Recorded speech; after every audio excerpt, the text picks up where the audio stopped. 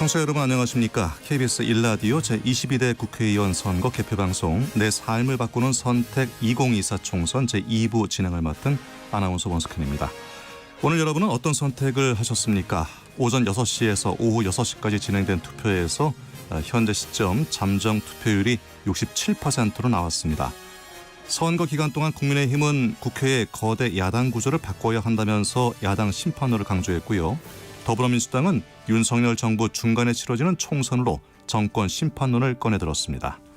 거대 양당을 비판하며 출연한 제3지대 정당들과 조국혁신당의 돌풍, 어느 선거 때보다 많은 비례 정당들이 출사표를 던졌지요. 과연 민심은 누구의 손을 들어줬을까요? KBS와 개표방송 함께하시면서 그 결과를 확인해 보시기 바랍니다. 자, 100분 동안 진행되는 내 삶을 바꾸는 선택 2024 총선 제2부에서는 지상파 3사 출구조사를 분석하고 선거 변곡점과 각 당의 표정 그리고 향후 전국 전망까지 자세하게 짚어보도록 하겠습니다. KBS 1라디오 제22대 국회의원 선거 개표방송 내 삶을 바꾸는 선택 2024 총선 제2부를 시작합니다. 이 시간 함께해 주실 세 분 소개합니다. 김만흠 전 국회 입법조사처장 나오셨습니다. 안녕하십니까? 네, 안녕하세요. 그리고 이은영 휴먼앤데이터 소장 나오셨습니다. 안녕하세요. 네, 안녕하세요. 반갑습니다. 이종근 정치평론가 자리하셨습니다. 어서 오십시오. 안녕하십니까? 예.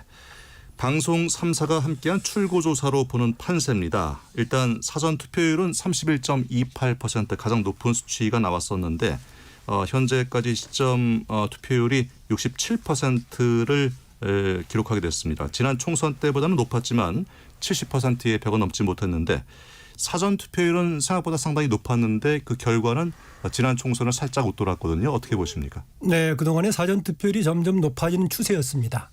맨 처음 2014년에 도입이 됐던가요? 당시에는 11% 정도였었는데요. 그러니까 기존의 부재자 투표 비슷하게 사전 투표를 인식했다가 점차 경험하면서 번투표가 늘어난 날짜 중에 하나로 보고 있습니다.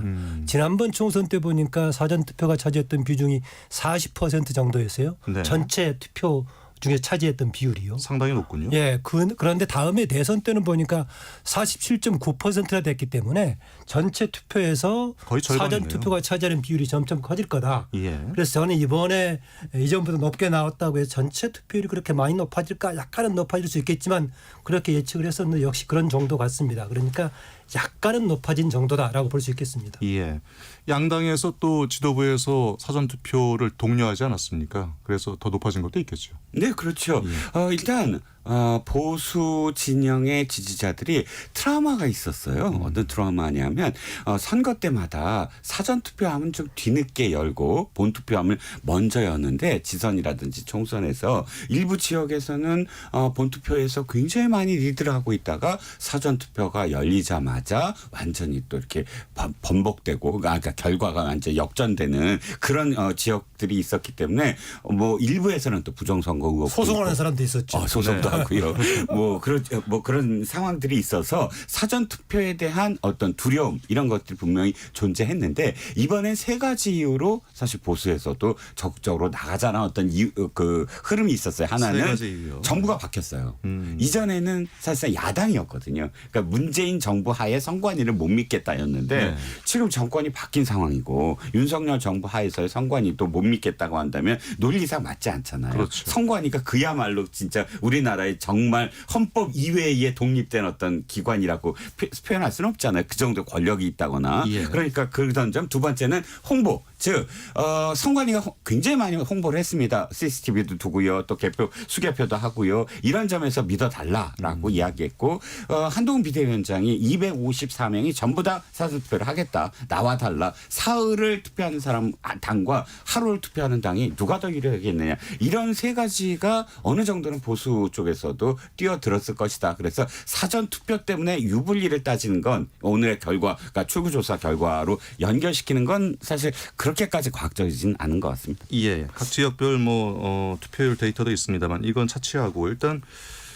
예상 확보한 그 의석수가 어찌 보면 상당히 많은 분들이 놀란 결과일 수도 있겠고 또 이걸 예측하는 분도 있겠습니다만 그 결과를 먼저 보자면은 더불어민주당과 더불어민주연합이 합해서 178에서 196석으로 예측이 나왔고 국민의힘과 국민의미래가 합해서 87에서 105석으로 방송 3사 출구조사 결과 예측이 됐습니다.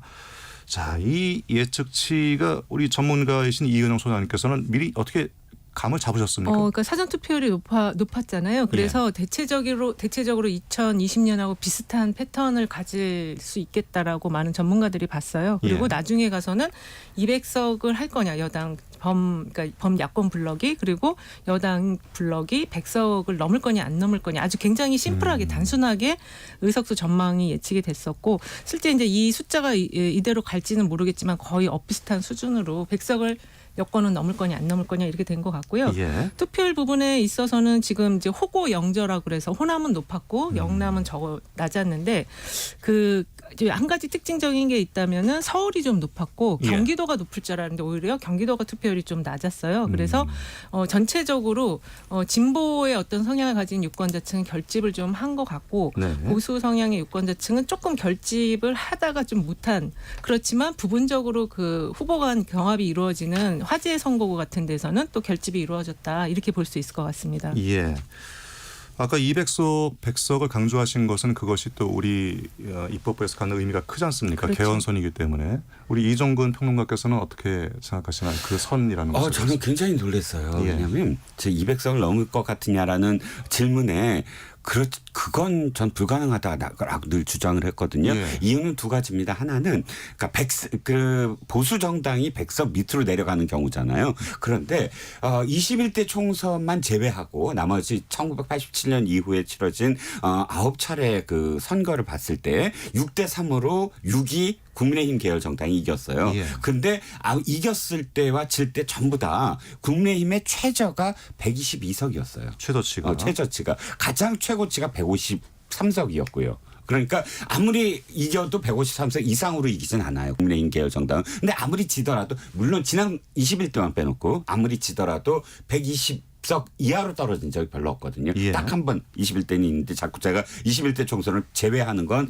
코로나19라는 외생 변수하고 탄핵 여진 적폐청산이라는 탄핵 여진 이 두 가지 외생 변수가 작용했기 때문에 사실 좀 제외했는데 그럼에도 불구하고 어쨌든 그때도 100석을 밑으로 내려가지 않았거든요. 예. 제가 왜 그렇게 말씀을 드리냐면 이 대한민국의 보수 지지층의 가장 최저선 정도가 저는 10에서 120까지는 있다. 지금까지 총선 결과를 놓고 봤을 때. 그리고 또 한 가지는 우리 유권자들이 삼권제, 그러니까 대통령제를 중심으로 한 삼권 분립이라는 학습 효과 그리고 공부도 해왔고 이 민주주의의 체제를 흔들지는 않을 것이다. 즉 균형감 있잖아요. 최소한의 균형. 그게 그런데 대통령제의 삼권 분립제에서 만약에 200석을 어느 야당한테 준다고 한다면 그럼 대통령제가 흔들리는 상황이 돼요. 네. 대통령의 권력을 그야말로 거의 행사할 수 없는 상황이 됩니다. 뭐 개헌도 그렇고 또는 탄핵소추 뭐 마음에 안 들면 무조건 탄핵소추 해버리면 되고요. 또 대통령의 거부권을 행사했을 때 다시 해서 제의할 수 있는 숫자가 되고요. 그러니까 대통령이 할 수 있는 권한 중에 상당 부분을 입법부가 쥐고 흔들 수 있는 부분이거든요. 예. 그 의원내각제도 아닌 대통령제에서 3년 동안을 대통령을 그렇게 만들어버린다고 한다면 이 정부가 존재하는 의미가 없어지거든요. 네, 네. 그러니까 사실 그 균형을 어느 정도는 맞춰주는 그런 그 역사를 갖고 있었다고 생각을 했는데 만약에 정말 100석 미만으로 간다고 한다면 예측 불가능한 상황이 3년이나 우리는 바라봐야 된다는 겁니다. 이번에도 큰 변수가 발생한 건데 그중에 하나가 또 조국 혁신당의 돌풍 때문도 있지 않겠습니까? 네, 조국 혁신당과 지금 민주당과의 관계는 양면성이 있습니다. 예. 이재명 대표가 가지고 있는 리더십 관련 사법 리스크 논란들에 대한 한계가 있었는데 그것에 대한 문제가 다른 제3의 신당들한테 좀 갈 소지가 있었습니다. 네. 그거를 조국 혁신당이 가져가는 그런 경향이 있었고요. 같이 가져가면서 두 사람 다 사실은 지금 사법 피고인 돼 있는 상태 아닙니까? 리스크에 올라 있는 분들이죠. 그런데 한편은 또 물타기 효과가 있었어요. 예. 그래서 한편으로는 보완 효과도 있었고 한편으로는 물타기 효과도 있으면서 같이 끌어주는 효과가 있다라고 하는 걸 생각이 들고요. 예. 또 하나 지금 경우에 따라서는 조국 혁신당 더해서 200석 내외가 될 소지가 있는데요. 출구조사까지 해서 저는 뭐 상당히 높게는 가겠지만 거기까지는 가지 않겠다라고 봤었는데 거기까지 되는군요. 우리 역사적으로 봤을 때 야당이 그렇게 가는 경우가 있었을까? 단일 정당이 제가 찾아보니까 가장 많이 가져갔을 때가 4.19 직후에 있었던 5대 청선에서 당시에는 자유당이 4.19로 몰락했어요. 상당히 오래전이군요. 네, 그때 233석 중에서 민주당이 172석을 가져간 퍼센트로 보니까 74% 정도니까 역사에서 가장 압도적이었습니다. 예, 예. 근래에는 지난번 18대 때 이명박 정부 초기 때 자유선진당 친박연대 모두 합해가지고 한 200석 정도 됐는데요. 네. 당시는 여당이었습니다. 그렇죠. 그런데 현재는 야당이 이렇게 200석 정도 되는 것은 좀 유사일의 처음이 아닌가 그렇습니다. 사실 이게 민주당에서는 200석 넘어간다는 거 얘기가 이제 후반 이제 좀 한 일주일 한 열흘 전부터 나오기 시작했을 때 그거를 계속 말을 못하게 했었고 지금 여론조사 공표기관 블랙아웃 기간에 그 나온 거예요. 전에 전부터 이제 200석 넘어갈 수 있다라는 흐름이 게 전문 있었죠. 흐름이 예, 예. 이제 전문가들 사이에서 나왔는데 그런 말을 절대로 쉬쉬했군요. 못하게 했었고 오히려 여권에서 한동훈 비대위원장이 개헌저지선 확보를 해달라 그 말을 함으로써 지금 여권이 지금 상당히 조금 위기에 더 처해 있구나 이런 걸 좀 간접적으로 느낄 수 있게 해줬거든요. 예, 예. 오히려 지금 민주당 입장에서는 과반일당 151석 얘기를 했잖아요. 네. 그래서 그거에 비해서는 지금 의석수가 상당히 많이 나온 상황이다. 근데 경합지도 지금 많이 있기 때문에 그렇죠. 좀 봐야 될 것 같습니다. 예. 제가 의석 관련해서 좀 참고로 말씀드리고 싶은 것 중에 하나가요. 국민의힘 쪽에서 막판에 블랙아웃 시기 동안에 뭔가 민주당 쪽에 자책점들이 있어가지고 조금 많이 하고 있다. 심지어는 뭐 김준혁 골드크로스도 후보라든가. 지났다. 예, 그래서 예. 대표는 김준혁 후보가 끊임없이 과거에 책에서 했던 내용들이 불거지면 사실 국민들이 보기에도 좀 심각한 문제구나라고 양문서 나왔습니다. 있었고, 예. 그랬는데 오늘 출구조사를 보니까요. 김준혁 후보가 이수정 후보가 붙었죠. 출구 조사상으로 보자면 오히려 김준혁 후보가 9%가량을 앞서 있어가지고 거긴 오차범위 2위던데요. 예, 이걸 어떻게 봐야 될지 참 이렇게 이번 지금 전체적인 의석 상황을 압축적으로 보여주는 게 아닌가 그런 생각이 듭니다. 그러니까 개별 후보들의 어떤 부족함보다는 정권을 해야 되겠다라는 게 더 셌던 거죠 이번에. 그런 대의가 더 컸다. 네. 그 부분에서 제가 이제 무슨 생각을 자꾸 하냐면 사실 선거라는 건 물론 정당이 필터링을 해서 후보자를 내야 되지만 그러나 선거라는 건 유권자들이 선택을 통해서 그 필터링을 하는 것이거든요. 자질이 없거나 혹은 또 예측 불가능하거나 우리가 정치를 해서 선거를 하는 이유는 예측 가능한 상황을 만나기 위해서 하는 거 아닙니까? 정치가 좀 예측 가능했으면 좋겠다. 그래야 좋죠. 평안하게 어떤 정치를 안정감이 바라보면서 있죠. 나의 예. 생활을 영위할 수 있는데 내일 어떻게 될지 모르는데 정치면의 기사가 그러면 정치에 대한 어떤 혐오 이런 것들이 더 생겨날 수밖에 없지 않겠습니까? 근데 예. 제가 이번 선거가 사실 역대 어떠한 선거보다 조금 걱정이 되는 부분이 필터링 역할, 선거의 필터링 역할이 작동하지 않는다라는 느낌. 아까 말씀하셨던 그 부분. 그러니까 예를 들어서 김준혁 후보의 그 사실 말들은 예전 같으면 그거 하나만 갖고도 사실은 공천을 철회시키거나 사퇴를 혹은 하거나. 예. 당연히 선거에서 이건 진영이랑 상관없이 이건 자질이 문제가 있다라고 그렇죠. 판단을 예. 할 수 있을 정도. 근데 한두 건이 아니었고 이게 지금 정치면 기사에 나서 그렇지 사회면 기사감이었으면 난리가 나는 일이었죠 사실은. 그렇죠. 지금 각계각층에서 많이 일어나기도 했습니다. 유리면서도 보통은 일어났었고요. 갈등이 하나 정도의 갈등이거든요. 예를 들어서 정동영 의장의 노인 폄하 발언 세대 갈등 하나였어요. 그런데 지금 이 김준혁 후보의 옛날의 발언들은 뭐 여성 비하, 역사 왜곡, 뭐 퇴계 이황 소장. 뭐 여러 가지 부분에서 갈등 구조가 굉장히 다원화된 갈등 구조였다는 거죠. 그래서 그 부분은 사실 앞으로 어떻게 그 공천 시스템을 바라봐야 하는가 정당에 대한 그런 부분들도 우리가 숙제로 남긴 게 아니죠. 제가 관련 좀 추가 말씀드리자면요. 예. 보통 그런 일이 터지면 우리가 어떤 자리에 있다가도 그 자리를 물러나거나 네. 조금 뭔가 침잠하거나 이런 상황인데 이거는 자리에 대한 교수직에 있었으면 교수직을 물러나게 한다거나 이런 상황이 생겼죠. 그런데 이 자리는 현재 자리 문제가 아니라 새로 국민의 대표로 나서겠다는 자리 아니었습니까? 국회의원이 될 수도 있는 상황이 됐고. 나서겠다는 예. 자리는 그런 상황이 생겼는데요. 그럼에도 불구하고 아까 우리 이은영 소장이 전체적인 세력에 대한 국민들의 큰 판단이 중요했다라고 말씀했는데 그 판단이 이렇게 한쪽으로 이렇게 완전하게 썰렸을까? 그동안에 우여곡절이 왔다 갔다 했지 않습니까? 예, 어느 쪽에는 좀 국민의 힘이 주도하는 분위기도 있었고 네. 공천 과정에서 이른바 비명행사 논란이 있을 때는 또 쏠리기도 했었고 그 전에 혁신이 막 가동하고 뭐 돈봉투 사건에 대표의 뭐 사법 리스크 쏠리기도 했었는데 그럼 한쪽에 쏠린다고 하더라도 이런 정도 격차가 왜 생겼을까? 저는 두 가지를 생각하게 됩니다. 예, 어떤 겁니까? 하나는 지금 선거 국면에서도 전혀 국민들에 대해서 뭔가 민감하게 반응하지 않는 윤석열 대통령의 국정운영 방식과 내용에 대한 큰 불만이 워낙 컸다는 점이고요. 네. 그렇더라도 상대에 대한 이재명 대표가 이끄는 세력에 대한 비판적인 여론도 있었을 건데 저는 지금 민주당을 지지하고 있는 세력에 상당히 광범하게 아주 끈끈하게 결합돼 있다. 제가 과장된 표현인가 모르겠지만은 거의 종교 집단처럼 응축돼 있다라는 느낌이 들고 있고요. 예, 예. 반면에 그러면 국민의힘은 안 그런가라고 봤을 때 국민의힘도 요즘 우리나라 정치 풍토에서 종교 집단처럼 응축돼 있는 건 있지만은 국민의힘은 그쪽에 그런 세력들이 소수입니다. 극단적인 소수되어 있는데 민주당의 경우에 상당히 그 세력이 광범하게 있기 때문에 지지가 상당히 강하고 공고하다라고 생각합니다. 지지자들이 극단화된 것도. 그거는 네. 이제 뭐 정당이 진영화되면서부터 나타난 현상이긴 한데 이번에 왜 이렇게 정권 심판론이 거셌냐. 결국 예. 대파 파동 때문이에요. 물가. 고물가. 특히 이제 그 국민들이 화가 난 부분이 대파가 한 단에 875원인데 이걸 합리적이라고 표현했다는 부분에서 대통령은 현실 파악을 못하고 그걸 참모하는 보좌진들조차 이 현상 파악이 안 되는구나. 이게 결국 뭐 사람들이 막 대파를 들고 투표장에 가질 않나. 이게 이렇게 쉽게 이 대파 분노를 금지령도 내리고. 네, 촉발시킬 수 있는 소재가 없었거든요. 예. 결국 그 문제라고 저는 생각합니다. 알겠습니다. 자, 세 분이 하실 말씀이 참 많겠지만은 네. 여기서 잠깐 중앙선관위를 연결해서 투표율 집계와 개표 준비 상황을 전해 듣도록 하겠습니다. 이혜리 리포터 준비됐으면 전해 주시죠.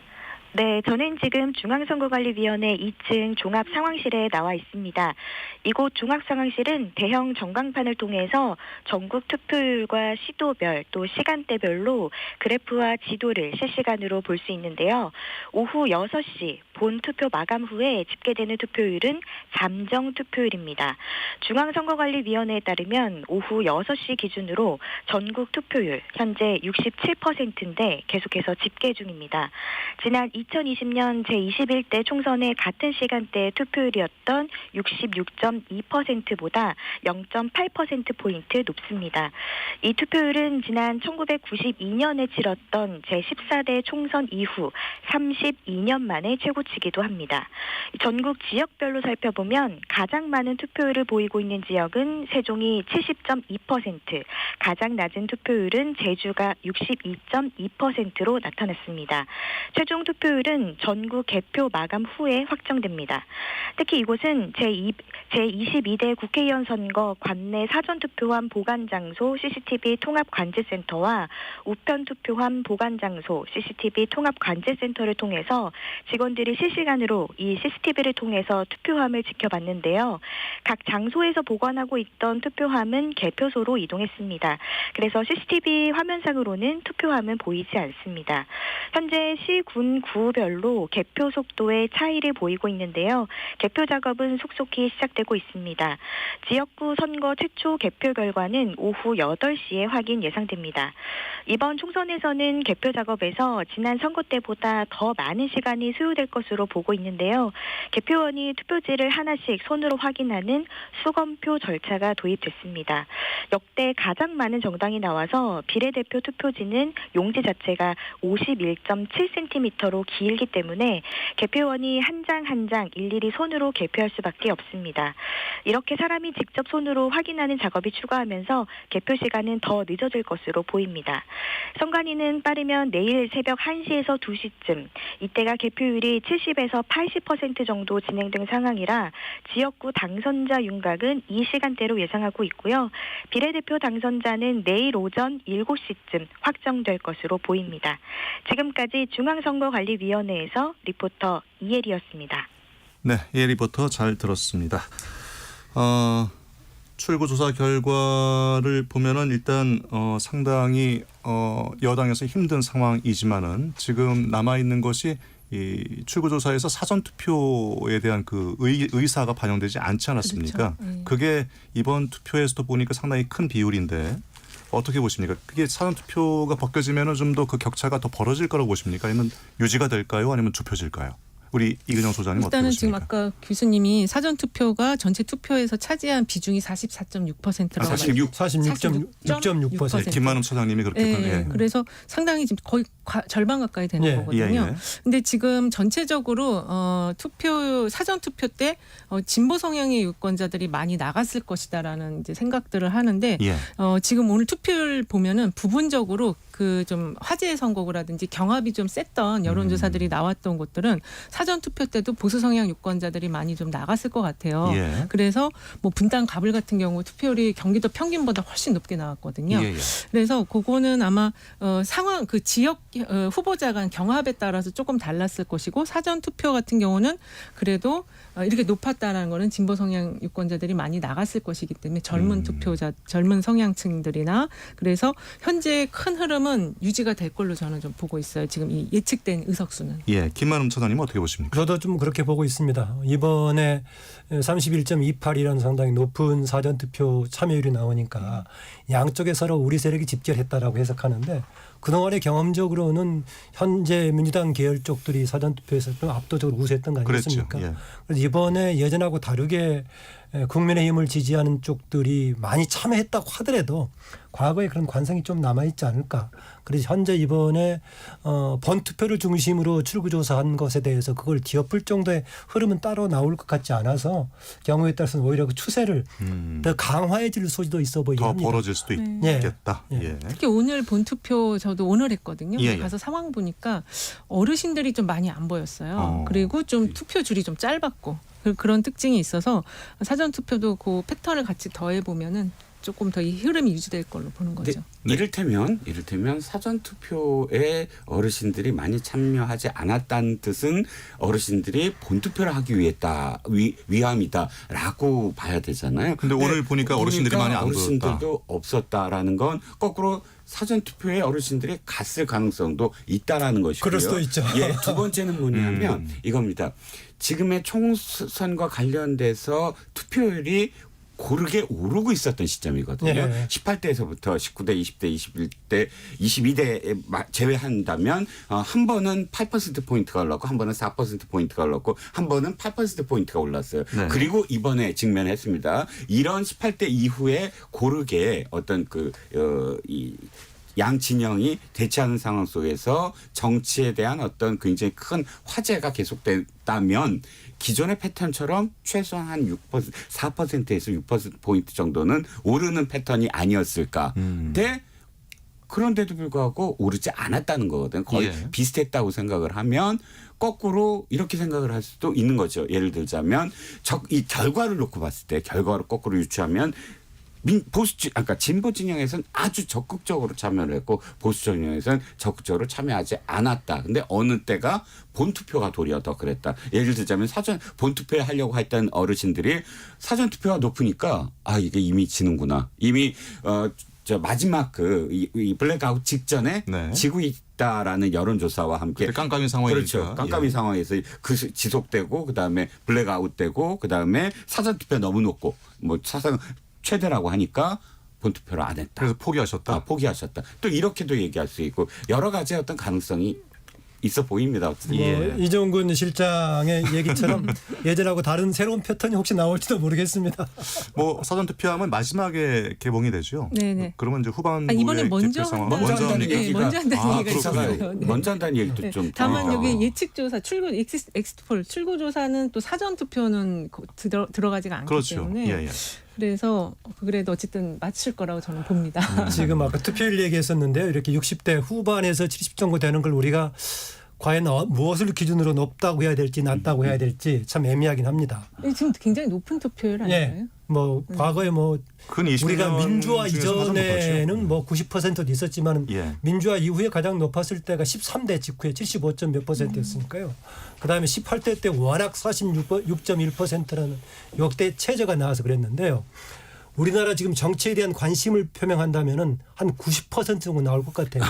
저는 왜냐하면 정말 우리나라만큼 정치 저는 심지어는 경우에 따라서는 이게 과잉이라는 표현도 씁니다만은 모든 것이 정치 권력으로 소용돌이치는 그런 사회입니다. 그래서 예, 민감하죠. 네. 그래서 한편으로는 정치의 에너지가 장점이기도 하지만은 또 너무 이거 쏠리기 때문에 부작용이 있을 수도 있는. 그래서 이번에 거기에 비춰본다면은 60대 후반은 높다고 할 수 있을까? 한편으로는 관심도 크지만은 또 다른 한편으로는 정치에 대한 냉소와 무관심도 일정하게 남아있는 그런 것도 같이 읽을 필요는 있다는 생각이 듭니다. 상대적으로 정치 효능감이 총선에서 좀 떨어지는 것 같아요. 효능감이요? 대선은 70%가 훨씬 넘거든요. 그렇죠. 77%만. 지난번에 그랬죠. 예, 뭐 77%였어요. 근데 지금 보통 한 50%대에서 지난 21대 총선이 처음으로 이제 60%대로 넘어간 거였거든요. 예. 직전이 58%였고 그런 상황 속에서 약간 10%포인트 차이가 나는 건 대선은 어쨌든 간단하잖아요. 두 사람 중에 하나고 단순하죠. 내가 했을 때 내가 투표한 만큼 내가 돌아오는 것이 가능성이 훨씬 높죠. 그런데 총선은 사실 굉장히 어려워요. 변수도 많고. 근데 또 본인한테 중요할 수 있잖아요. 지역구 일구 뽑는 그렇죠. 건데. 아 물론 그렇죠. 그렇게 얘기하면 지선이 가장 높아야죠. 그렇죠. 구청장이 제일 높아야 가장 되는데 낮죠, 근데. 지방선거가 가장 낮잖아요. 권력이 비중이 클수록 뭐 높은 거죠. 그렇죠. 참고로 우리가 그 정치 직접민주주의 얘기할 때 예로 드는 스위스의 경우는 평상시 투표율이 40% 초반입니다. 상당히 낮네요. 예, 지난번의 경우는 38%가 나오게 됐었고요. 이걸 어떻게 해석할 것인가? 네. 그건 전문가들이 또 알아서 해석을 좀 해주시기 바랍니다. 예. 그 지역구별로 좀 판세를 몇 가지 좀 살펴보자면 가장 관심 지역이었죠.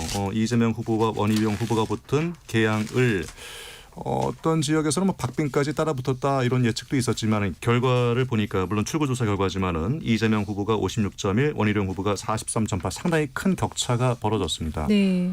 어떻게 보십니까? 초반에는 원희룡 후보가 조금 따라잡는 듯한 조사들이 조금 나왔는데 예. 중반 이후에는 거의 원사이드하게 이재명 후보가 50% 넘는 자료들이 많이 나왔고요. 기본적으로 이 계양 을 지역이 또 민주당의 주요한 텃밭이기 때문에 네. 원희룡 후보가 이제 이천수 후보랑 같이 다녔잖아요. 근데 이천수 선수.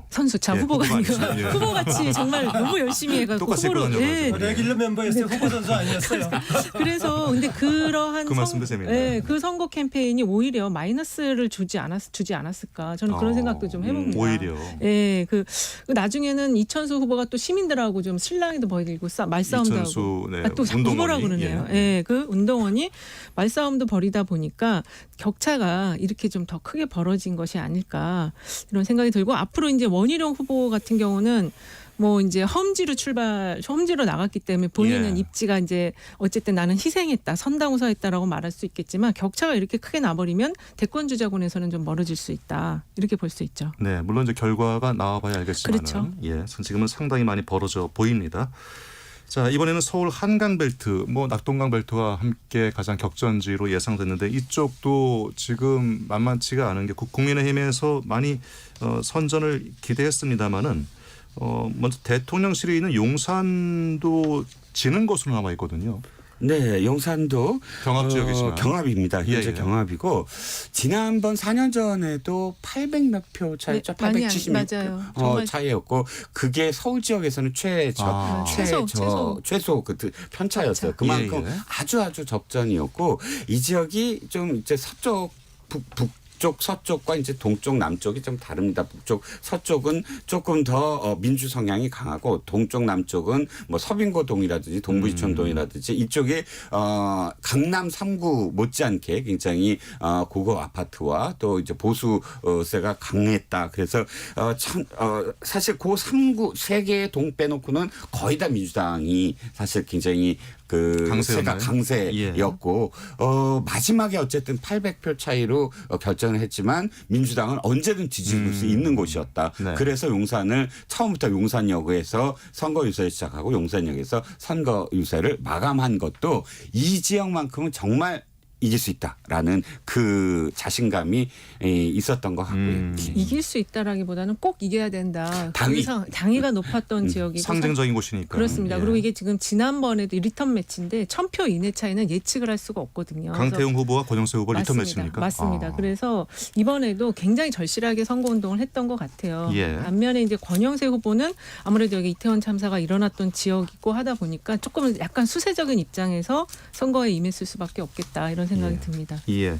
자, 한강벨트에서도 또 서울 전체 판세의 바로미터로 꼽히는 곳이 있습니다. 동작을 선거구인데 더불어민주당 류삼열 후보가 역시 경합 상태에서 약간 앞서는 걸로 나와 있거든요. 류삼영 후보가 예, 죄송합니다. 4선 도전에 지금 5선 도전이죠. 5선 도전에 나경원 후보가 탈환을 간절히 원했던 지역 그리고 그게 될 줄 알았는데 또 쉽지가 않은 상황이네요. 예, 그동안의 여론조사에서도 초반에 대체로 나경원 후보가 앞서는 쪽이었다가 예. 오차 범위 들어가기도 하고 네. 간혹 유사명 후보가 앞서는 것도 했는데 오늘 출구조사에서는 오차 범위 내긴 하지만 형식상으로는 좀 유사명 후보가 좀 앞서는 걸로 나옵니다. 예. 이건 물론 이거는 정말 개표를 해봐야 될 것 같고요. 그동안에 당의 지도부에 계속 도전하기도 했던 나경원 후보 된다면 당에서 너무 입지를 한번 조정해 볼 수 있을 겁니다. 그런데 지금 국민의힘에서의 리더십 문제는 국민의힘 전체의 지금 승패 상황과 맞물려 있기 때문에 예. 현재는 좀 가늠하기가 쉽지 않은 그런 겁니다. 앞서 얘기가 나왔던 원희룡 후보의 경우도 본인의 승리 아니면은 패배하더라도 근접하느냐 이런 문제도 있지만은 당 전체 상황이 어떻게 되느냐. 그동안에 비대위원장을 맡았던 또 한 비대위원장 문제도 있고 하기 때문에 예. 전체적으로는 여야에서 어느 정도 의석 차지하느냐 전체 승패도 중요하게 개인의 행보에 영향을 미칠 겁니다. 여기가 네. 지금 이재명 대표가 8번 간 지역이에요. 그래서 가장 많이 갔죠. 네, 그래서 나중에는 나경원 후보가 왜 자꾸 오느냐라고 화를 낼 정도의 예, 지역이었거든요. 그런데 많이 가다 보니까 점점점 새가 결집이 됐던 것 같고요. 특히 이 선거 캠페인과 관련해서는 유삼영 후보의 딸의 그 어떤 후보 그러니까 선거 캠페인, 그러니까 선거 활동이 굉장히 좀 화제가 됐었어요. 네. 그래서 그런 점도 좀 영향이 있었을 것 같고, 그리고 무엇보다도 이 후보 간의 지금 최근의 선거의 흐름을 보면은 후보 간의 어떤 대립구도가 확실하게 서느냐. 이 지역은 그게 확실하게 선 지역이었거든요. 여성과 남성, 그다음에 초선과 다선, 네. 중진 이런 대립구도, 그리고 이제 검찰, 그러니까 판사와 경찰 출신. 이런 네. 이런 여러 가지 대립구도적인 요소들이 있었기 때문에, 그리고 이제 당 대표의 어떤 이 마지막 여기는 반드시 이겨야지 된다라는 그것이 모아져서 지금 추세선으로 따라잡은 것이 아닌가. 근데 여기도 지금 오차범위 이내라고 볼 수 있기 때문에 예, 예. 네. 경합지로 분류가 됐기 때문에 결과를 알 수가 없죠. 열어봐야 될 것 예, 같습니다. 예. 나경원 예, 후보도 말씀하시죠. 사실 권토중례했어요. 그럼요. 지난번에 네. 정말 이수진 후보한테 불의의 일격을 당했기 때문에 제가 듣기에는 4년 동안 정말 열심히 누비고 다녀서 동작을 주민들이 토요일마다 보지 않는 사람이 없다고 할 정도로 열심히 했다. 했죠. 그리고 예. 또 동작글이 워낙에 유명한 인지도 높은 후보들만 나왔어요. 옛날에 정몽준, 그렇죠. 뭐 김한길, 노회찬, 이름이 쟁쟁한 사람들. 그러니까 여기는 정당도 정당이지만 후보 개인기 이게 굉장히 중요했던 지역이거든요. 그렇기 때문에 나경원 후보의 맞선 유삼영 후보의 인지도라든지 이런 부분들이 그 부족함을 메우기 위해서 사실 전력을 다할 수밖에 없었다. 근데 그 전력이 어느 정도 먹힌 게 아니냐라는 거죠. 거기에는 또 이재명 그 대표의 의 전력 8번의 이름 8번 그 말씀을 드리는 그것도 큰 겁니다. 역할을 했을 예. 것이고, 예. 광진 갑을도 보면은 이 광진 갑은 어찌 보면은 방송에 많이 노출된 후보들이 붙었죠. 민주당의 이정원 후보 앵커였고, 그리고 김병민 후보 국힘 후보는 또 방송 패널로 가장 그렇죠. 많이 알려진 예. 후보였는데 지금 여기는 이정원 후보가 앞서는 걸로 나와 있고요. 광진 을은 더불어민주당의 고민정 후보가 51.6, 국민의힘 오신환 후보가 48.1 경합 지역입니다. 어떻게 예측하십니까? 뭐 대체로 그동안의 사전 조사들에서도 비슷하게 네. 나왔었죠. 예. 한쪽은 이정원 후보가 좀 앞서는 쪽으로 나왔었고요. 뭐 얘기하신 대로 두 사람 다 방송 활동을 많이 했던 한쪽은 뭐 고정 앵커를 했었고 패널을 오랫동안 했던 또 네. 사람인데 그동안 조사에서 나왔는데 이번에 출구조사도 비슷하게 나온 것 같습니다. 예. 오신환 후보가 지역으로 옮겨서 지금 여기 있는 광진 을로간 고민정 후보 현역하고 붙은 지역은 현재 말 그대로 이렇게 경합으로 나오고 있기 때문에 지켜봐야 할 것 같습니다. 고민정 후보 그 지역은 한때 또 다른 사람이 네. 추미 후보가 여기 겨냥했다가 겨냥. 다른 쪽으로 옮기기도 했었는데 그렇죠. 추미 후보 예. 관련은 좀 이따 다른 얘기 해보기로 하고요. 그렇습니다. 광진갑이 그 민주당의 경우는 예비 후보가 굉장히 많이 나왔던 지역이에요. 예. 그래서 컷오프하는 과정이 굉장히 복잡했는데 결국에는 그 인지도, 방송 활동을 통한 그 앵커 경험의 인지도가 좀 영향을 가장 많이 미쳐서 지금 조금 이제 우위에 선 흐름이 나온 것 같고요. 예. 광진을은 처음부터 여기가 초접전 지역으로 예상이 됐던 곳인데 왜냐하면 그 경선 없이 그냥 단수 추천을 받음으로써 그 오랫동안 준비했던 후보가 여기서 크게 반발을 했었거든요. 그래서 예. 원팀 기조를 만들지 못하면서 오히려 민주당의 표심이 조금 분열이 되어서 처음부터 여기 경합이 될 거로 봤는데 역시 경합 지역으로 지금 분류가 되고 있습니다. 예, 한강벨트의 몇몇 곳을 좀 짚어봤고요. 출구조사 결과 각 당의 희비가 많이 엇갈리고 있을 겁니다. 자, 먼저 기호 1번 더불어민주당에 나가 있는 박수정 리포터를 연결해 보겠습니다. 박수정 리포터, 그거 분위기 어떻습니까? 네, 국회의원회관 대회의실에 마련된 더불어민주당 선거 상황실에 나와 있습니다. 출구 조사 결과 발표 후 환호성이 가득 찼던 이곳 상황실. 지금은 당 지도부가 자리를 떠나고 비교적 한산한 분위기인데요. 오늘 투표 마감 직후 더불어민주당과 더불어민주연합이 178석에서 196석을 확보할 것이라는 예측 보도가 나오자 이곳의 열기가 한껏 고조됐습니다. 이재명 대표와 이해찬 상임 공동선대위원장은 6시 30분경에 상황실을 나섰습니다. 범야권의 압승을 예측했는가, 개헌 저지선이 붕괴됐는데 어떻게 생각하냐는 기자들의 질문에 이재명 대표는 답을 하지 않았고요. 겸허한 마음으로 우리 국민들의 선택을 마지막까지 지켜보도록 하겠다, 감사하다는 소감을 밝혔습니다. 당 관계자들도 서로 축하한다는 인사를 건네며 밝은 표정을 띄었는데요. 출구 조사 결과에 따라 더불어민주당과 더불어민주연합이 최대 197석으로 과반 이상을 확보해 야권이 압승을 거둘 것이라는 예측이 나오면서 이곳은 축제 분위기였습니다. 이재명 대표는 자신의 지역구인 인천 계양구로 돌아가 개표 방송을 지켜볼 것으로 보입니다. 밤 10시가 넘어서 다시 이곳 소식 전해드리겠습니다. 지금까지 더불어민주당 선거상황실에서 리포터 박수정입니다. 자, 이번에는 국민의힘에 나가 있는 김성애 리포터 연결합니다. 김성애 리포터, 그곳 분위기는 어떻습니까? 네, 국회 도서관에 마련된 국민의힘 개표 상황실에 나와 있습니다. 출구조사 결과가 나오자 이곳 상황실에는 침묵만 흘렀습니다. 한동훈 비상대책위원장은 눈을 감고 한숨을 쉬었고 윤재욱 원내대표는 무표정하게 화면만 바라봤습니다. 여당의 그 비례 위성정당인 국민의 미래 관계자들도 이곳에서 출구조사 결과를 함께 지켜봤는데요. 마찬가지로 얼굴이 굳은 채 착잡한 표정으로 아무 말도 하지 않았고 일부에선 탄식이 흘렀습니다. 투표 마감 직전인 오후 6시쯤 이곳 상황실에 도착한 한동훈 위원장은 6시 10분 민심을 따르는 정치를 하려고 최선을 다했지만 출구조사 결과가 실망스럽다고 말했습니다. 그렇지만 끝까지 이 개표 결과를 지켜보겠다고 덧붙인 뒤 자리를 떠났고 후보자들도 역시 줄줄이 이석한 상태입니다. 지금까지 국민의힘 개표 상황실에서 전해드렸습니다. 네, 그리고 이번에 비례대표 12에서 14석을 얻을 것으로 지금 출구조사 결과 나와 있는 돌풍의 정당이죠. 조국혁신당 나가 있는 리포터 연결해 보겠습니다. 유지 리포터, 그곳 소식 좀 전해 주시죠. 네, 국회의원회관에 마련된 조국혁신당 개표 상황실에 나와 있습니다. 당초 목표했던 10석보다 많은 12석에서 14석이라는 출구조사 결과가 나오면서 이곳 조국혁신당 상황실의 분위기는 한껏 고조됐습니다. 상황실에선 후보자들이 조국 대표의 이름을 연호하는가 하면 지역별 출구조사 결과에서 민주당이 앞서는 결과가 나올 때마다 함성과 박수로 환호했는데요.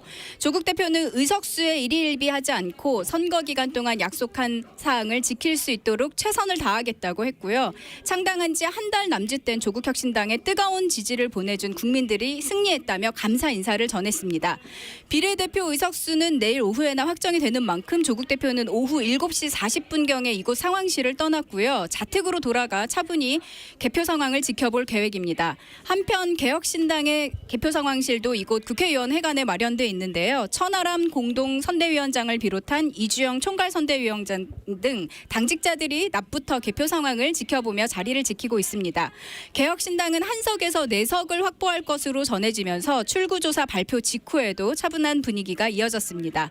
지금까지 조국혁신당 상황실에서 유지였습니다. 네, 유지 리포터 수고하셨습니다. 개혁신당 얘기가 마지막에 나왔는데 한석에서 4석까지 지금 예측되고 있고요. 여기에는 뭐 비례대표 후보들이 이제 이 정도까지 지금 당선될 것으로 기대를 하고 있는데 가장 관심사는 그 대표인 이준석 후보가 출마했던 화성을이죠. 예, 거기는 지금 월에 2위로 바짝 뒤쫓고 있었는데 출구조사 결과는 일단 지는 걸로 나와 있습니다. 막판에 치고 올라가기 때문에 그 기세가 계속 가서 뒤엎을 수도 있다라고까지 이제 기세를 몰기 위해서 했던 발언이겠지만은요. 예. 출구조사에서는 쉽지 않은 걸로 나와 있습니다. 개표를 물론 해봐야 될 겁니다. 아다시피 우리가 지금 보고 있는 것이 거의 절반 가까운 것만 가지고 지금 한 출구조사니까는요. 그렇죠. 그 전에 했던 사전 투표에서 어떻게 반영이 됐다.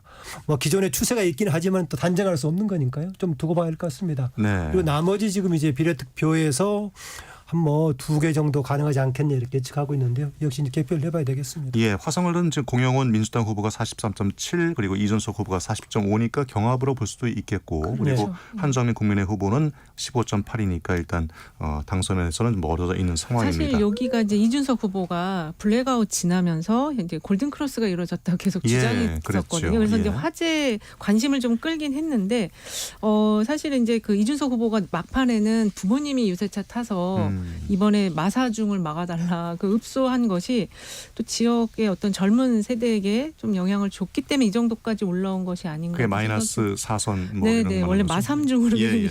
유명했는데 여기서 또 만약에 패배를 하게 되면 이제 좀 정치적인 진로가 굉장히 어려워질 수 있거든요. 예. 그래서 절실하게 운동을 했기 때문에 그래도 이만큼 따라 올라왔지 않았을까 싶습니다. 그 소수정당 비례 관련해서는요. 결정적인 바로 문제가 있는 건데 소수정당의 비례대표율 뭐 한 4% 5%가량 했다라고 했을 경우에는 네. 연동형이 작동이 되면은 지역에 산 사람이 당선되면 그 사람을 빼고 계산하거든요. 네. 그건 나머지만큼 이제 비례가 가는 것이기 때문에 그렇죠. 그만큼 예. 손실을 보는데 원래는 소수정당에서의 뭔가 지역구에서 문제가 되는 것을 보존해 주겠다고 연동형을 도입했는데 오히려 소수정당들은 거기 때문에 오히려 손해를 보고 큰 정당들은 위성정당을 만들어가지고 통째로 가져가서 예. 오히려 목적하고는 상반되는 이걸로 보자면 오히려 과거에 병립형보다는 좀 연동형이 소수정당은 또 오히려 더 손해가 되는 그런 제도가 되고 있습니다. 예. 현재는 준연동형이죠. 예. 연동형은 사실 말씀하셨듯이 이렇게 캡을 씌우거나 정해진 어떤 비례의 숫자를 하는 것이 아니라 네. 독일처럼 이 전체적인 어떤 비례에 맞춰서 또 득표율에 맞춰서 연동이 되는 거거든요. 그렇죠. 그야말로 예, 예. 뭐 더 할 수도 있고 덜 할 수도 있고 한 그 의석수를 제한하지 않는 것이고 그렇게 된다면 소수정당들이 많이 참여를 할 수 있는 건데 기본적으로 지금 원론적인 말씀드려서 죄송합니다만 준연동형 비례대표제는 없애야 돼요. 왜냐하면 우리가 비례대표제 하는 이유가 뭡니까? 다원화된 목소리를 집어넣고 예. 새로운 목소리 그러니까 기존의 정당들에서 그 아주 기득권으로 그런 이 서로 적대적 공생관계를 통해서 있었던 사람들이 아닌 다른 직군이라든지 다른 목소리 사회적 소수자 약자 이런 다원화된 목소리를 담아내고자 비례대표를 하는 건데 그렇죠. 준연동형을 함으로써 병립형보다 훨씬 더 뭐 희화화된 그런 사람들 예를 들자면 아니 다른 곳에서 비례대표 된 투표 사람들이 용지가 이렇게 준연동형제이기 때문에 이런 투표 용지가 나오는 그렇죠. 거예요. 그러니까 예를 들자면 다른 정당에서 비례를 했는데 여기서 뭐 옮겨서 또 할 수 준연동형인데 있고. 또 비례를 할 수가 예. 있고 이런 거는 옛날에 그런 분이 있습니까? 성함을 말씀드리면 아니, 사실 뭐 국민의힘도 있긴 있어요. 있는 걸로 알고 있는데. 비례 두 번 하고 네, 어쨌든 많잖아요. 그 정치적 다양성을 위해서 준연동형제를 통해서 소수 정당들이 한 석이라도 확보하면 뭔가 활동을 할 수 있잖아요. 예. 그래서 막 너도 나도 떴다방 정당식으로 만들어갖고 참여하는 게 좋은 건지 유권자 입장에서는 비례 명단 자체를 봐도 누가 누군지 알 수도 없고 지금 이번에 그 더불어민주연합 같은 경우도 지금 의석수가 국민의 미래보다는 지금 적게 나오잖아요. 오히려 그렇죠. 그 의석을 예. 조국혁신당이 가져갔는데 예, 예. 과연 이런 구조가 이게 맞는 건지 한번 진짜 지금 진지하게 검토할 필요가 있는 것 그래요. 같아요. 더불어민주당이 또 후퇴한 게 하나 더 있어요. 4년 전에는 비례대표 명단 있잖아요. 그걸 중앙위원들한테 공개하고 순번도 중앙위원들이 직접적으로 순번을 다 골랐거든요. 아마 이 화두는 이제 다음 너무 열린 토론 긴가요? 시간에 세 분이 나와서 토론하시면 될 것 같고요. 개표 이후에.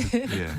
어쨌든 지금 새로운 미래가 0에서 2표 그리고 진보당이 2표까지 지금 얻을 수 있을 것으로 지금 나와 있고 녹색정의당은 지금 0석으로 한 석도 차지하지 못하는 것으로 나와 있는데 어찌 보면 녹색정의당이 가장 큰 피해자라고 볼 수 있을까요?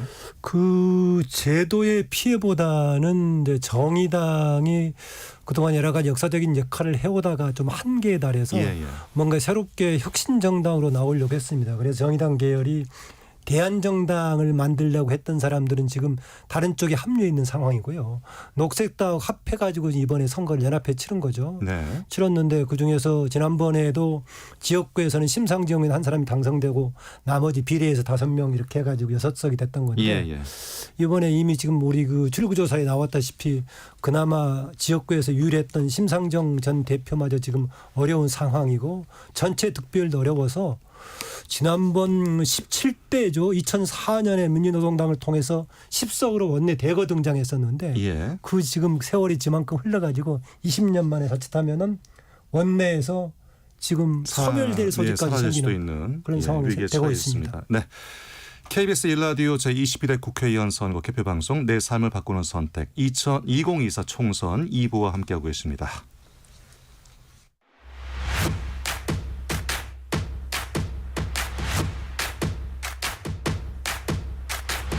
오늘 하루 투표함에 쌓인 민심을 펼쳐봅니다. 여러분께서는 지금 KBS 1라디오 제22대 국회의원 선거 개표 방송 내 삶을 바꾸는 선택 2024 총선과 함께하고 계십니다. 네, 8시 5분 지나고 있습니다. 오늘 오전 6시부터 오후 6시까지 진행된 제22대 국회의원 선거 지금 전국 254개 개표소에서 개표가 진행되고 있을 텐데요. 서울 시내 주요 개표소 현장에 나가 있는 이동 중계차를 불러보겠습니다. 정수진 리포터 지금 어디 계신가요? 네, 여기는 관악구 서울대 체육관 개표소입니다.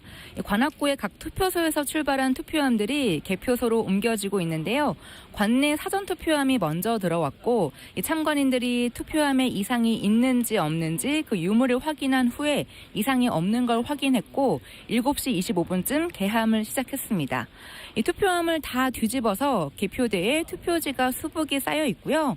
한 장 한 장 확인하면서 정리를 하느라 개표 사무원들의 손길이 분주합니다. 특히 각 부서별 책임 사무원의 지휘하에 신중하게 진행되고 있는데요. 서두르지 않고 천천히 꼼꼼하게 확인하는 모습이고요. 또 투표지가 바닥 아래에 떨어지지 않았는지 확인을 또 하면서 투표지 정리하고 있습니다. 그리고 지역구 투표지와 비례대표 투표지를 분류하게 되는데요. 이 비례 투표지가 51.7cm로 길이가 길어서 정리하다가 찢어지는 경우가 생기고 있습니다. 하지만 이렇게 정리하다가 훼손이 된 건 유효한 투표지로 인정이 되기 때문에 이 뒷면을 테이프로 붙이고는 있는데요. 하지만 투표지가 찢겨지지 않도록 신중하게 하는 모습이 보이고 있습니다. 그리고 개표는 지역구 투표지부터 먼저 하고 이후에 비례 투표지를 할 예정인데요. 이번 선거는 이 수검표로 진행이 되는지라 개표 사무원들도 더 긴장을 한 것 같습니다. 하지만 꼼꼼하게 확인하겠다는 그 각오를 엿볼 수 있고요. 개표는 순조롭게 진행이 되고 있는 중입니다. 아직은 개표 초기라 앞으로의 진행 상황은 조금 더 시간이 흐른 후에 전해드리겠습니다. 지금까지 서울 관악구 서울대 체육관 개표소에서 정수진이었습니다. 네, 정수진 리포터 고맙습니다. 이어서 지금까지 나온 개표 상황을 정리해드리겠습니다. 배창복 아나운서 전해주시죠.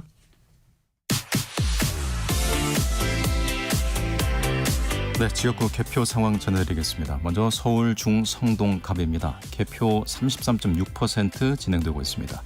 더불어민주당 전현희 후보 46.6%, 국민의힘 윤희숙 후보 53.4%로 국민의힘 윤희숙 후보가 1위를 달리고 있습니다. 다음은 서울 마포 지역입니다. 개표 0.8% 진행이 됐습니다. 더불어민주당 정청래 후보 43.9%, 국민의힘 함운경 후보 43.9%로 동률을 기록하고 있습니다. 서울 서초 지역입니다. 개표 3.4% 이루어졌습니다. 더불어민주당 홍익표 후보 37.6%, 국민의힘 신동욱 후보 62.4%로 1위를 기록하고 있습니다. 충남 공주 부여 청양 지역입니다. 개표 2.8% 이루어졌는데요. 더불어민주당 박수현 후보 52%, 국민의힘 정진석 후보 47.3%로 더불어민주당 박수현 후보가 1위를 기록하고 있습니다. 네, 지역 개표 상황 함께 하고 계십니다. 다음은 서울 용산 지역입니다. 개표 0.8% 이루어졌습니다. 더불어민주당 강태웅 후보 55.8%, 국민의힘 권영세 후보 43.2%로 더불어민주당 강태웅 후보가 1위를 기록하고 있습니다. 서울 서대문 지역입니다. 개표 0.8% 이루어졌는데요. 더불어민주당 김영호 후보 51.3%, 국민의힘 박진 후보 48.7%로 더불어민주당 김영호 후보가 1위를 기록하고 있습니다. 서울 마포 갑 지역입니다. 개표 1.4% 이루어졌습니다. 더불어민주당 이지은 후보 41.5%, 국민의힘 조정훈 후보 54%로 국민의힘 조정훈 후보가 1위를 기록하고 있습니다. 서울 강서을 지역입니다. 개표 4.5%, 더불어민주당 진성준 후보 45%, 국민의힘 박민식 후보 55%로 국민의힘 박민식 후보가 1위를 기록하고 있습니다. 서울 영등포을 구역입니다. 개표 1.4% 이루어졌습니다. 더불어민주당 김민석 후보 50.7%, 국민의힘 박용찬 후보 48.4%로 김민석 후보가 1위를 달리고 있습니다. 경기 수원병입니다. 개표 8.6% 이루어졌습니다. 더불어민주당 김영진 후보 48.9%, 국민의힘 박문규 후보 51.1%로 국민의힘 박문규 후보가 1위를 기록하고 있습니다. 경기 수원정 지역입니다. 개표 22%, 더불어민주당 김준혁 후보 46.1%, 국민의힘 이수정 후보 53.9%로 이수정 후보가 1위를 기록하고 있습니다. 대구 달서갑 지역입니다. 개표 5.8% 이루어졌는데요. 더불어민주당 권택흥 후보 25.7%, 국민의힘 유영하 후보 74.3%로 유영하 후보가 1위를 달리고 있습니다. 전남 순천, 광양, 곡성, 구례을 구역입니다. 개표 17.4% 이루어졌습니다. 더불어민주당 권향엽 후보 69.4%, 국민의힘 이정현 후보 25.2%로 권향엽 후보가 유력합니다. 지금까지 이 시각 전국의 제22대 국회의원 선거 개표 상황 전해드렸습니다. 지금까지 아나운서 배창복이었습니다. 여러분께서는 지금 KBS 1라디오 개표 방송 내 삶을 바꾸는 선택 2024 총선과 함께하고 계십니다. 내 삶을 바꾸는 선택 2024 총선 2부 함께하고 계시는데요. 지금 김만음 전 국회 입법조사처장, 그리고 이은영 휴먼데이터 소장, 그리고 이종근 시사평론가 세 분과 함께 말씀을 나누고 있었는데, 배창복 아나운서가 지금 개표 상황 전하는 사이에 한 분이 더 오셨습니다. 김상일 정치평론가 나오셨습니다. 어서 오십시오. 네, 안녕하십니까. 예, 오늘 바쁘셨죠? 예, 늦게 오셨네요. 예. 다른 데 좀 방송을 했는데 예. 좀 늦게 끝내주는 바람에 죄송합니다. 예. 오늘 이 출구조사 결과를 비교적 정확하게 예측하셨다면서요? 예. 왜냐하면 데이터가 좋은 데이터가 너무 많았고요. 네. 그 모 방송사에서는 전 언론 여론조사를 전부 다 모아가지고 추세를 쭉 보여주는 사이트까지 만들어놨었어요. 그렇기 때문에 저는 뭐 방송에서 180 전선이라고 제가 그랬는데 180 뭐냐면 전선. 지난번 총선 때 180석을 했는데 네. 경합이 됐던 지역 마지막까지 마지노선에 해당하는 지역들 네. 이런 데가 굉장히 국민의힘이 어렵더라고요. 어려우면 130석을 넘어갈 수 있는 상황이 되는 거잖아요. 민주당이. 그렇죠. 그래서 180석을. 네, 180석을 넘어갈 수 있는 상황이 되는 거잖아요. 그래서 그러면은 190석에 플러스 마이너스 알파 정도에서 좀 결정이 되겠다. 제가 이렇게 예측을 했었는데 예. 거의 비슷하게 지금 나온 것 같습니다. 예. 네. 그 예측대로 뭐 되는 겁니까, 그러면 결과는? 제가 이렇게 데이터 추적을 쭉 해본 거의 네. 예측이었고 네. 그거대로 나온 거잖아요. 그래서 저는 이번 출구조사는 뭐 비교적 과학적인 보정이 좀 많이 돼서 이루어진 거 아닐까? 라는 생각을 하고 왜냐하면 있습니다. 변수가 이제 사전 투표가 많이 반영되지 않았기 때문에 네. 그게 이제 가장 큰 변수라고 아까 말씀을 좀 나눴었거든요. 예, 근데 여기 좀 뭐 전문가 계시지만 기본적으로 뭐 보정 기법을 계속해서 발전시켜 오지 않았겠습니까? 예. 지난번에도 너무 많이 틀렸고 네. 뭐 언론의 포화를 많이 받았잖아요. 그렇기 때문에 많이 뭐 기술적으로 그리고 보정도 조금 더 돈을 들여서 샘플 수를 늘려서 보정을 하지 않았을까? 그래서 역대 뭐 최고의 금액으로 뭐 했기 때문에 출구조사도 엄격히 뭐 다른 방송에서 쓰는 걸 제한했다 이런 얘기도 들리던데요. 비용 올렸더라고요. 네. 비용 올렸고요. 그리고 이 총선이 진짜 맞추기가 어려워요. 지역마다 상황이 그렇죠. 다르기 때문에. 그래서 보통 이제 범위로 보통 이제 맞춘다기보다는 범위로 이제 표현을 해주는데, 이번 같은 경우는 단일한 그 이슈 하나밖에 없었던 것 같아요. 정권 심판론이라는 게 굉장히 전체적인 판을 그냥 심플하게 만들어준 경향이 있었고. 그 전국적으로 다 통일된 그렇습니다. 어떤 예, 그리고 이제 그거를 예측할 수 있었던 게 대통령에 대한 부정평가. 이게 거의 뭐 60을 넘었으니까 그게 가장 좀 주요했다. 특히 마지막에 대파 파동이 이제 그거를 확연하게 이제 확 갈라준 거죠. 네. 아무래도 경제 물가 문제가 가장 그렇죠. 민감하죠. 그리고 그만큼 또 서민들과 그 유권자들이 쉽게 다가오는 소재가 없잖아요. 대파라는 게. 예. 자, 좀 세부적으로 또 들어가서 아까 한강벨트 좀 살펴봤으니까 이번에는 좀 전통적인 보수 강세 지역이지만 야당이 우세하기도 한 낙동강벨트 쪽을 좀 살펴보겠습니다. 어찌 보면 이제 국민의힘에서는 거물급 정치인들을 지역구로 옮겨가면서까지 일종의 그 배치를 하면서 모험이라고 모험일 수도 있고 아니면 전면전을 이제 선언한 건데 양산을 같은 경우는 김두관 후보와 김태우 후보가 경합으로 나와 있어서 결과를 알 수가 없는 상황이고요. 그리고 부산 북구갑은 더불어민주당 전재수 후보가 앞서는 걸로 나와 있는데 여기는 상당히 차이가 좀 나 있습니다. 지금 서병수 후보의 한 10%포인트 정도 앞서 있고 김해을은 더불어민주당 김정우 후보가 앞서는데 여기도 상당히 좀 차이가 나네요. 15%포인트. 이 정도 차이가 날 거라고 예상을 하셨습니까? 이 부분은 저는 이제 개별적인 승산 못지않게 네. 승패 못지않게 재배치 전략이 국민의힘 전체 차원에서는 어떤 효과가 있었는가. 그렇죠. 예. 지금 세 사람 다 이전 다른 지역에서 옮긴 거 아니겠습니까?